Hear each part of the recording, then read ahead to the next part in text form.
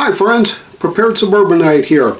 Wanted to share with you a few of my thoughts on the top 5 prepper quotes that I've recently stumbled on and looked at that I think really help me define why I'm a prepper. So stick around.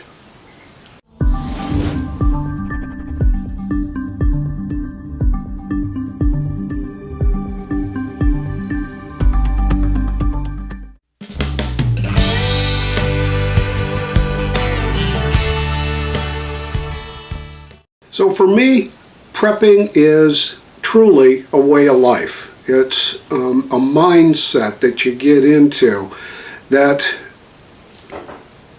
tries to keep you sane, tries to keep you focused, tries to make sure that you're thinking all the time. Some of the quotes that I've stumbled on recently, I think really start to hit the nail on the head. Here's one from a guy named Mike, and this came from Doomsday Preppers. If the grocery shelves are empty, you're only 9 meals from anarchy. And if you really stop and think about that, it's only going to take about 48 hours to clear the grocery store shelves whenever the S hits the fan. And it doesn't matter whether it's a natural disaster, a snowstorm, ice storm, hurricane, tornado, an invasion of an alien force. It doesn't matter. People are going to flock to the grocery stores, and they're going to be grabbing all the stuff that you need to make French toast. Well, that's bread, milk, and eggs. Now, that's, I stopped by this morning. We've got a snowstorm forecasted for tonight into tomorrow, where in Wake County, North Carolina, we're supposed to get 6 to 8 inches of snow. Well, that's Armageddon here. We're certainly not prepared for it like you would be if you lived in Michigan or in New England, any place up north where people actually know how to drive in the stuff, and they've got ample equipment to handle keeping the roads clear. So people down here, and they do up north too, because I spent the first 40 years of my life living way up north in upstate New York and in New England. People do flock to the grocery stores, and those consumables, milk, eggs, bread, that kind of stuff, go very, very quickly. I stopped by the grocery store this morning on the way back from church fellowship, and the place was very busy for 8 o'clock in the morning. There were lines. I had to wait, which I normally don't have to do, but they weren't really staffed up for a busy time at 8 o'clock in the morning. They only had 2 registers open, and there was 3 or 4 people standing in each line, and guess what people were buying? Bread, milk, eggs, and beer. That's why I was there. This quote, if the grocery shelves are empty, you're only 9 meals from anarchy. Now 9 meals, that's 3 days. Given 3 meals a day. If that's all you've got in your storage is enough to get you through 3 days, 72 hours, yeah, something's going to happen. There will be anarchy because there won't be anything left in the grocery stores for you to go and purchase. If the power's out, they're not going to be open. If the economy has crashed, people aren't going to be able to use normal transactional monetary instruments like credit cards and debit cards, those kinds of things. Cash may still be, within the first 4 or 5 days, cash may still be an accepted medium of exchange, but there won't be very much left on the shelves to deal with. So once that happens, normal people fall into a panic mode, and that panic mode really gets dangerous. People will start stealing. They will take from other people. They'll watch you unload your stuff into the back seat of your car, and they'll come right over while you're putting the cart away, and they'll just reach in and grab everything that isn't nailed down. So you've got to be able to protect it. So that's where anarchy is going to come into play. 9 meals. It's 3 days, 72 hours. If you look at some of the documentation and some of the recommendations that we're getting from the prepper community and from the federal government, they say you should have at least 3 days food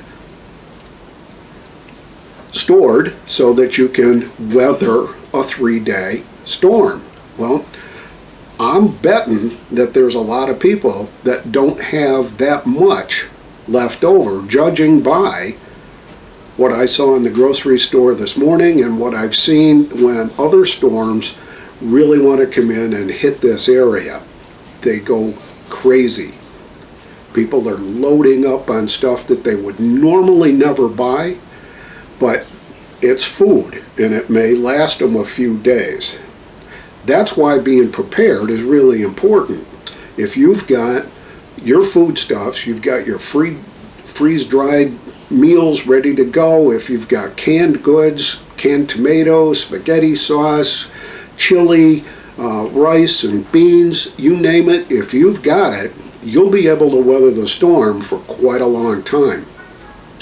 I can't make any very specific recommendations for your circumstances because I don't know you, I don't know how you eat, I don't know what you like to eat, I don't know how many people you're going to be forced to feed, but I know my situation and I know what I've got in my food stores, and I know that my wife and I are going to be good for months. So that's the first prepper quote that I wanted to deal with. If the grocery shelves are empty, you're only 9 meals from anarchy. So let's move on to the next one. The greatest risk in life is to wait for and depend on others for your security. Denis Waitley said that. And it's a very interesting kind of a thing because I do truly believe that folks are not being 100% responsible for their own safety and security. What's the first thing that people are told to do when there's an issue, when there's a problem? Call 911, call the police department, call the sheriff, call somebody else. Well, if we're in an anarchy type situation, and whatever happens, whatever the S is that happens, and the grid goes down, the monetary system has collapsed, you will be in anarchy, and you're not going to have a 911 number to call. There won't be anybody at the other end because they'll be dealing with their own personal safety and security. So you've got to be ready in your home to take care of yourself, ensure your safety and security. Have you tested your door locks? Have you reinforced your door locks? Do you have personal defensive weapons ready to go, and do you know how to use them? Have you been able to secure the perimeter of your property? Do you have fences up? Have you got barbed wire around it? Have you got tough fences around? Can people, marauding gangs, can they get to your place? Do you have a way to secure your perimeter? All those are the questions that you have to answer for yourself, because I truly believe that you have to be dependent on yourself primarily for your own safety and security. Now, that leads to quote number 3. You can't defend your home from your home. Listen to that one again. You can't defend your home from your home.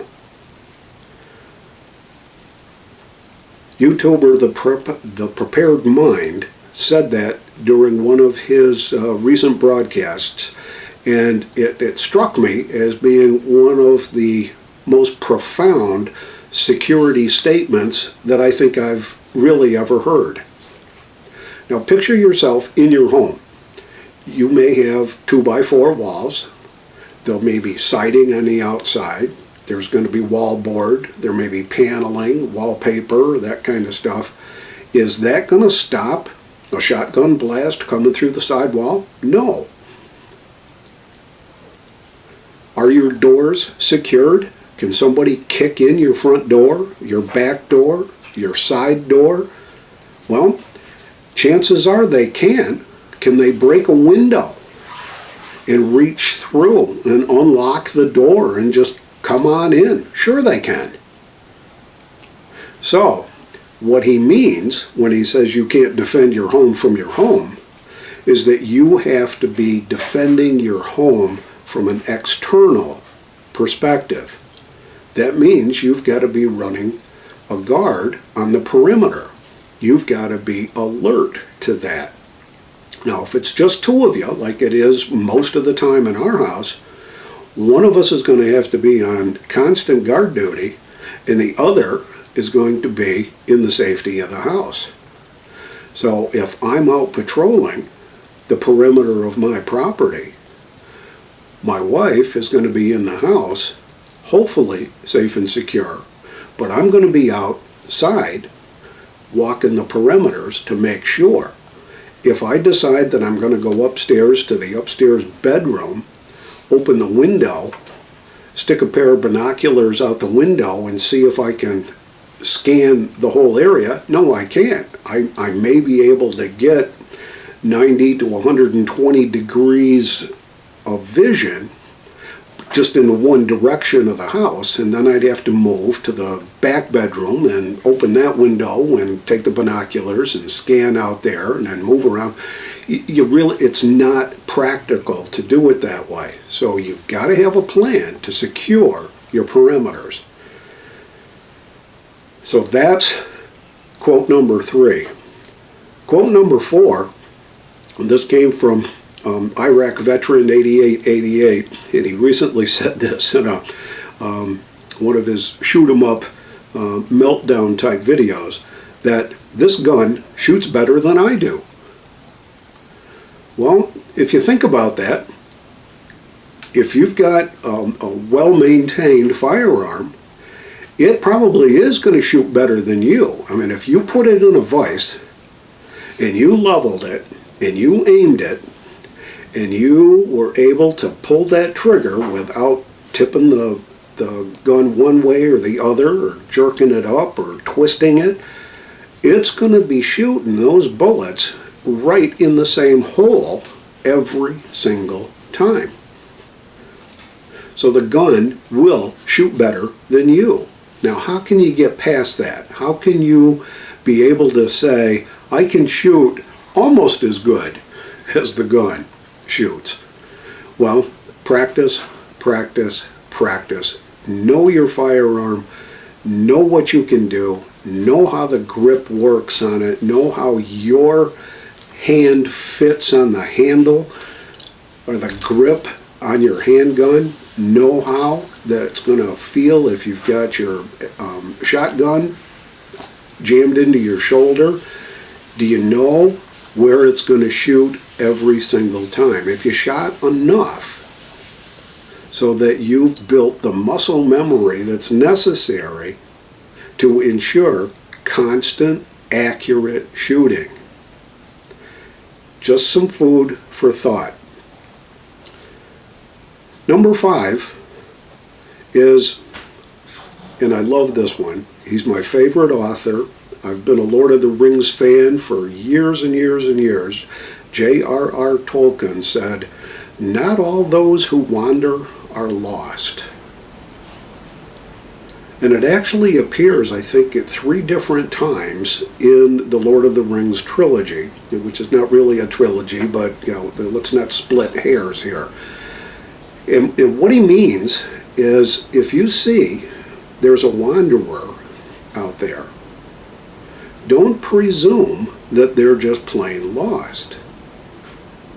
No, because not all those who wander are lost.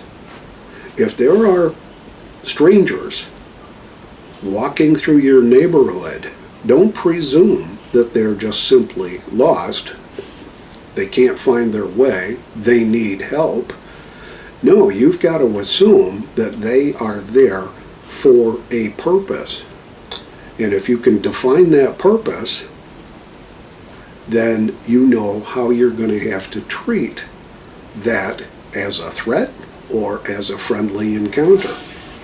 Who knows? But never assume that all those who wander are lost. These are just the first 5. I've got 5 more that are really, really helpful, I think, for me to help define some of the conditions, some of the priorities for prepping. And I want to get into that in part 2.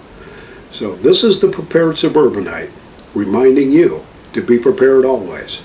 And I'm out for now.